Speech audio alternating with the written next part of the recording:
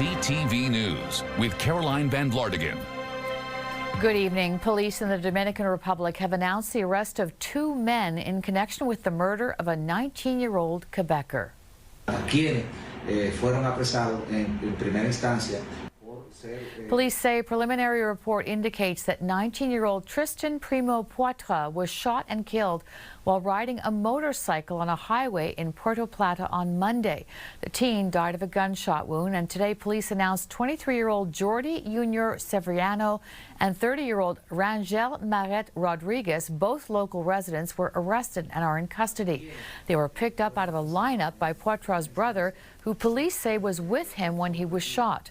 Police seized marijuana and cash and say the 2 men were trying to rob the brothers when one allegedly fired a shot, fatally wounding the victim. Well, in the wake of the runway collision at LaGuardia, a language firestorm has erupted. Quebec politicians are calling on the CEO of Air Canada to resign. Michael Rousseau taped a message of condolence for the families of the 2 pilots who were killed, but that message was in English only. Olivia O'Malley reports. Hello, bonjour. I'm Michael Rousseau, President and CEO of Air Canada. If it were up to François Legault, Michael Rousseau would no longer hold this position. The Premier is calling on him to resign. Je pense que si il parle pas français, il devrait démissionner. Air Canada released Rousseau's English-only message following Sunday's plane crash at LaGuardia Airport. One of the 2 pilots killed was a Quebecer from Coteau-du-Lac. French subtitles accompanied the nearly 4-minute video, but the only words Rousseau said in French were bonjour and merci. Thank you. Merci. Legault notes that Air Canada's head office is in Montreal and employs francophone people. Rousseau became president and CEO in 2021. Legault says if he still doesn't speak French today, it's a lack of respect. S'il parle toujours pas français aujourd'hui, ben c'est un manque de respect envers ses employés et envers ses clients francophones. In a statement to CTV News Tuesday, Air Canada says Rousseau's ability to express himself in French doesn't allow him to convey such a sensitive message. But it's not the first time Rousseau has declined to speak French. Can you redo that in English? 5 years ago at the Montreal Chamber of Commerce, his comments sparked significant criticism. The CEO pledged to work on his French. With ample time to learn, Canadian Relations Minister Simon Jolin Barrette, who revamped the French language charter, says Rousseau should be forced to resign. This is not acceptable. It's not the first time. I want him to be fired. I want him to stop being the PDG of Air Canada. He's not respecting our laws. He's not respecting Quebecers. One of his employees died. He died, and he didn't even make the effort. For sure, he should apologize, and he should make a huge commitment so he will learn French. Rousseau has until May 1st to appear before the Committee on Official Languages to explain himself. Olivia O'Malley, CTV News, Quebec City. And the Prime Minister was asked today about Michael Rousseau's message. Mark Carney says he's very disappointed. We live, as I just said, in a bilingual country. We proudly live in a bilingual country. And companies like Air Canada particularly have a responsibility to always communicate in both official languages, regardless of the situation. I'm very disappointed in, as others are, rightly so, in this unilingual message of the CEO of Air Canada. It doesn't matter the circumstance, but particularly in these circumstances, a lack of judgment, a lack of compassion. And Rousseau has been summoned to appear before the Committee of Official Languages. Carney says he'll be paying close attention to what Rousseau says before the committee and says he expects Air Canada's Board of Directors to do the same. Well, the 2 Canadian pilots who died in the runway collision are still being lauded for helping to save passengers' lives. Rachel Mariotti, who lives in Brooklyn, suffered only minor injuries and told us last night that the pilot's decision to brake rather than swerve to avoid the truck probably prevented more deaths and allowed passengers to escape. If we had swerved on a wet tarmac, I believe that the plane would spin out of control, and there were other things on the tarmac right by where we were. You know, the wing could have easily been impacted, and Who knows, it could have caught on fire. We wouldn't have had a wing to jump out on. And I mean, plane could have rolled over or caught fire, whatever. So I'm not sure, because those pilots, they hit the brakes, and I'm pretty sure they knew that they were going to not make it.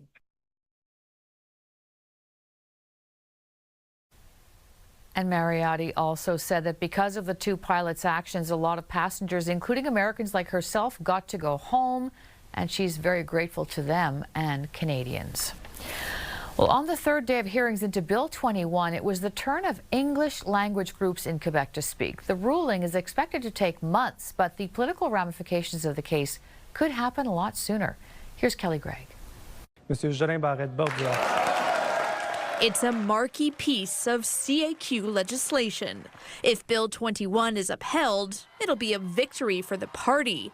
But political analyst Raphael Melançon says even a defeat at the Supreme Court could be a win. And if it's a ruling against Bill 21, then I would say for the CAQ, it's also another argument to tell Quebecers we need a strong mandate to defend Quebec's interest within Canada. A decision that could also play into the hands of the Parti Québécois. They could use it in the next election, telling Quebecers, see, this is yet again another federal intervention in our internal policies. This should not be happening, and this is why we should have a referendum, a third referendum on Quebec sovereignty. And that's a debate that's been around almost as long as the one over creating the notwithstanding clause itself, which in court is being referred to as the historical compromise. Again today, there were questions on limiting its use. The lawyer for Canada's Attorney General saying that historical compromise never went so far as to say, yes, you may enact legislation through override that would eventually lead to amending or impairing rights. Quebec English groups argued banning certain teachers is a violation of minority rights, but added there is a balance between those rights and the province having other basic requirements for the job. This case raises a tricky question, namely, where is the line between the two? And to claim English Quebecers are more diverse than French brought a sharp response by the Chief Justice. I don't agree with that. I find those comments almost outrageous. I don't think that the English-speaking community in Quebec has the monopoly on diversity. I don't think so, but I think the English-speaking community has a different view of laïcité. There's no solid timeline for when the court will rule on Bill 21, but it is expected to be after the next election, meaning the implications of what it means for Quebecers could be up to a new government. Kelly Gregg, CTV News. Cancer patients in the province are calling for changes to online health records. They say it takes way too long to see their test results. Angela McKenzie explains. An expert in your own disease based on... Getting diagnosed with cancer happened to Raymond Vles not once, but twice. I had a thyroid cancer in my 30s, and then in my 50s I was diagnosed with a blood cancer. He's in remission, but still has tests and regular checkups to make sure the cancer hasn't returned.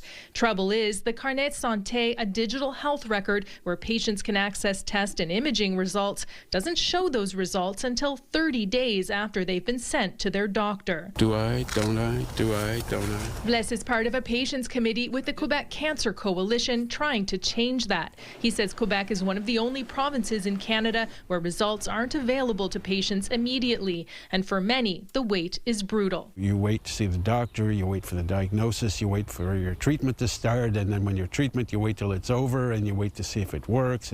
So you're always waiting. And the 30-day delay just makes it worse. The Federation of Specialist Doctors, the FMSQ, says it believes patients are entitled to access their results once they are available and final. That said, the Federation has concerns about the impact of receiving preliminary results without proper interpretation and appropriate medical follow-up. It adds it requested a meeting with the Health Ministry but did not receive a response. In an email, the health ministry says it began to study the issue a few years ago and found the rules for health records in other provinces vary, and so do the views of organizations in the medical community. The ministry's concern remains. No one should learn from the Carnet Santé news or information that should be communicated by a healthcare professional with all the necessary support, it says. Les points out looking at the health record is optional and says many, like him, have learned how to read the results. If you know your cancer is stable, then it takes off the stress.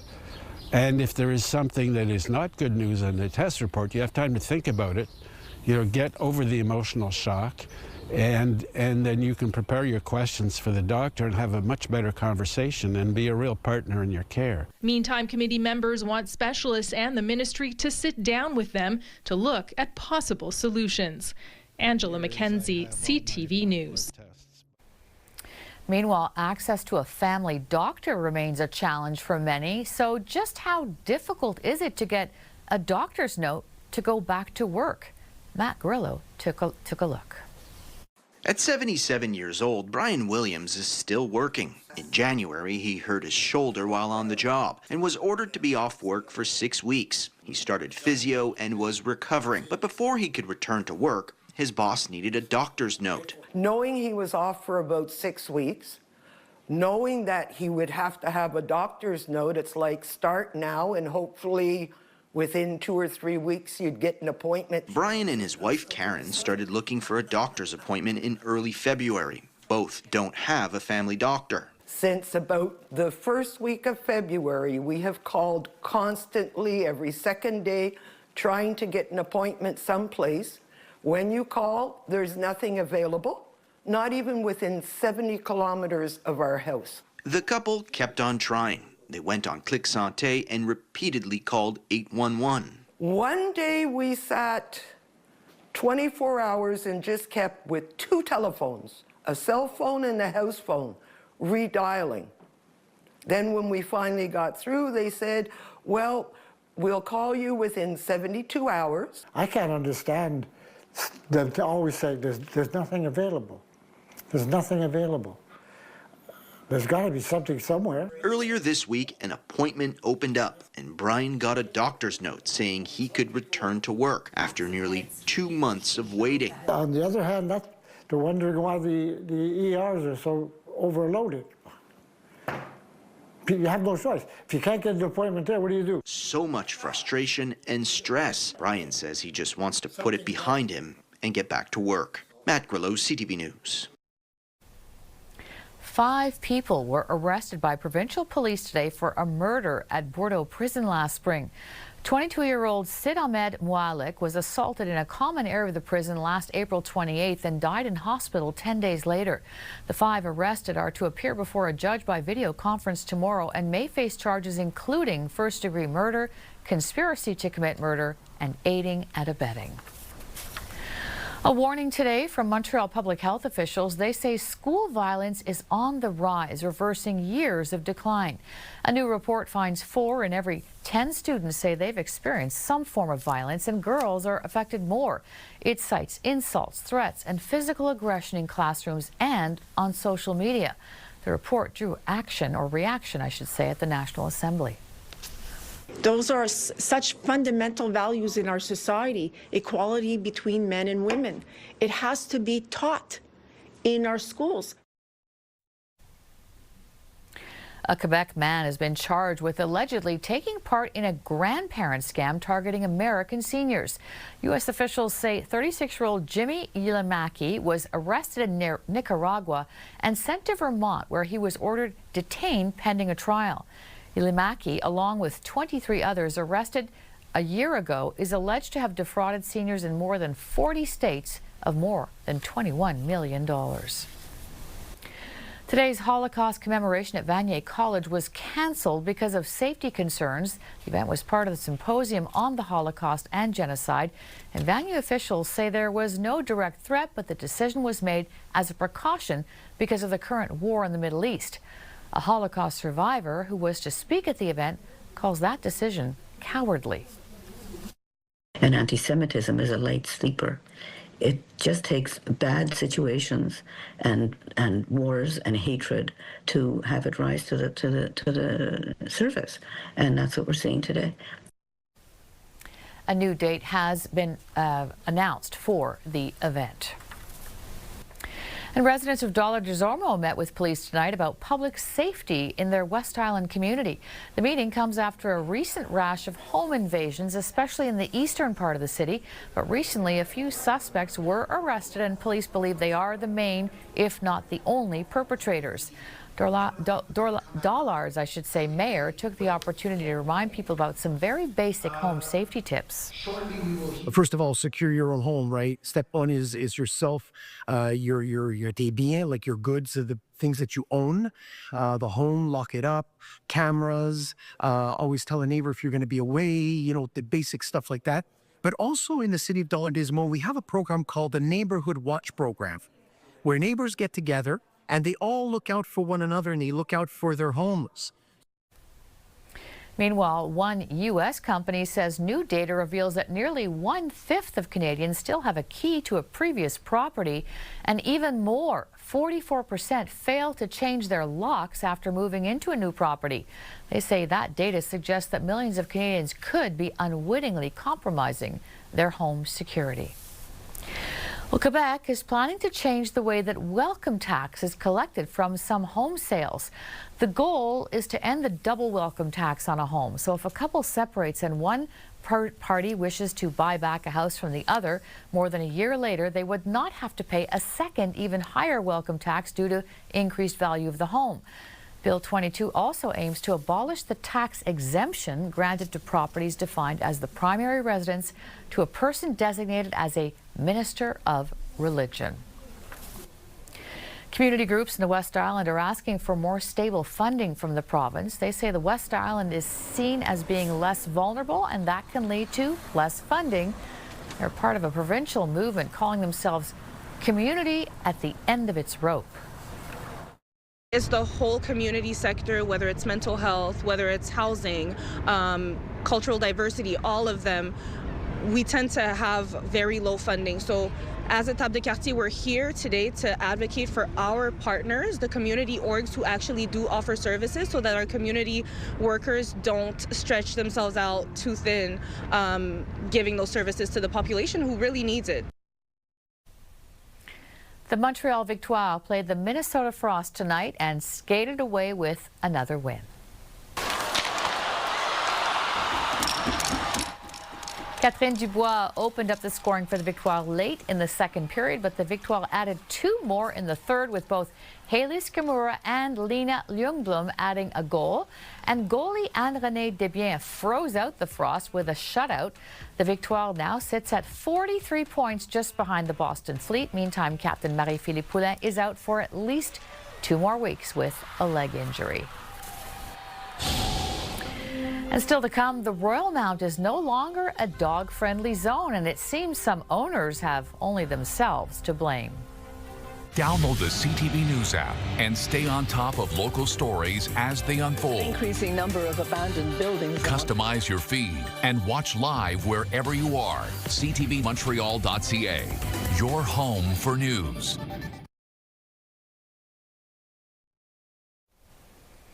The Royal Mount Mall in Montreal is no longer open to dogs. The mall posted on social media that it's because their owners were not picking up after them. The Royal Mount said while it always loved welcoming dogs as part of the community, these situations have had a direct impact on the cleanliness of the premises and on hygiene standards that are essential to everyone's well-being. Assistance dogs, however, are still welcome. The work to replace the Olympic Stadium roof has reached the next phase. A new technical ring has been built that is much lighter than the old one, which was made of concrete. And today, engineers showed off the project that is apparently on schedule and on budget. Here's Denise Roberts.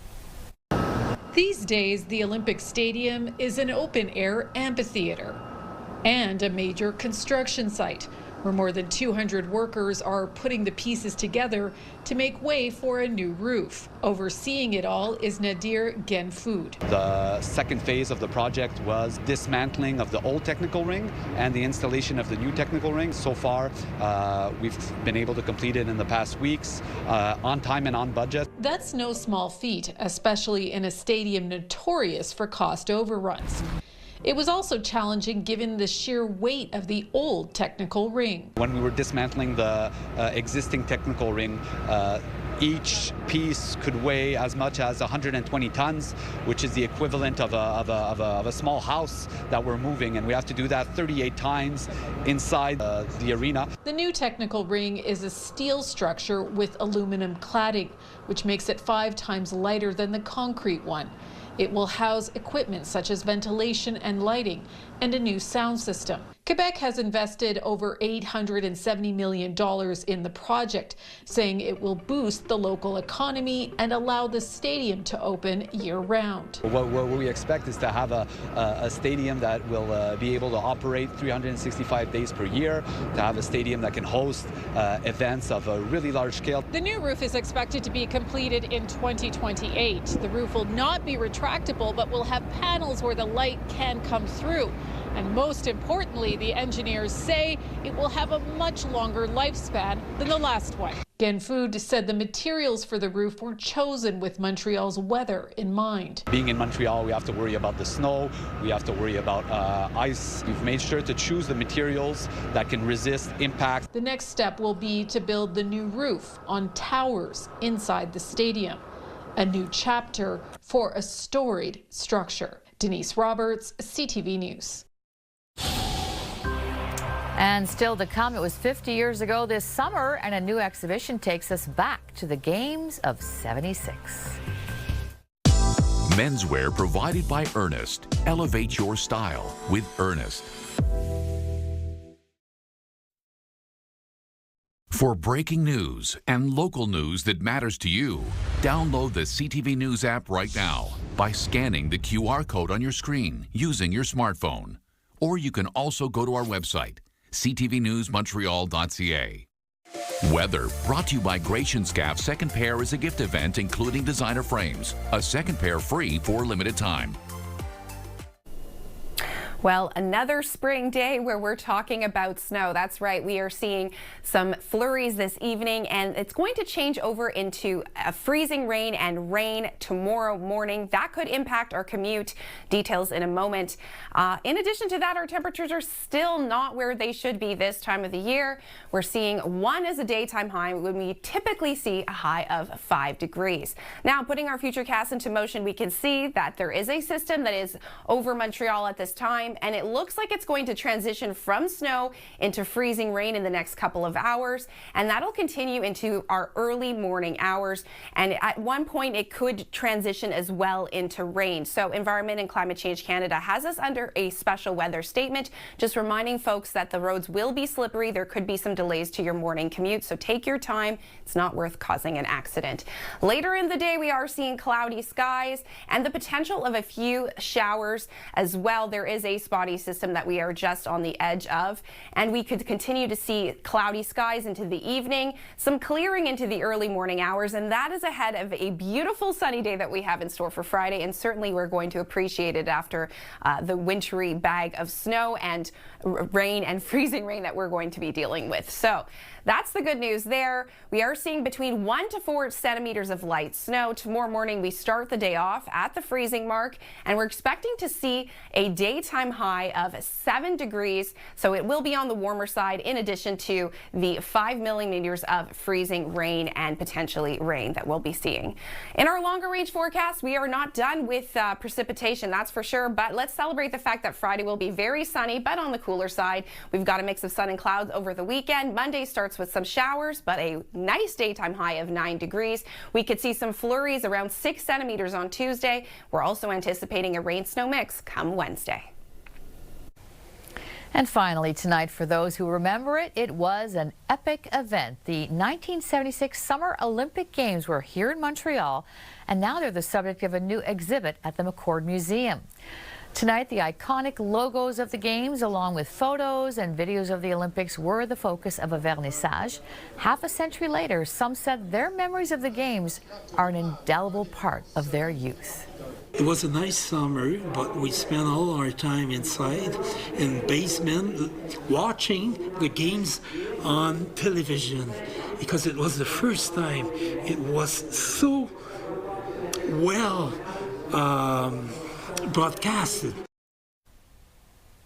Montreal 1976, an Olympic feat, opens Friday at the McCord Museum. And that'll do it for us tonight. For the latest news, you can listen to the Andrew Carter Morning Show at 5 on CJAD 800, and you can always head to our website ctvnewsmontreal.ca.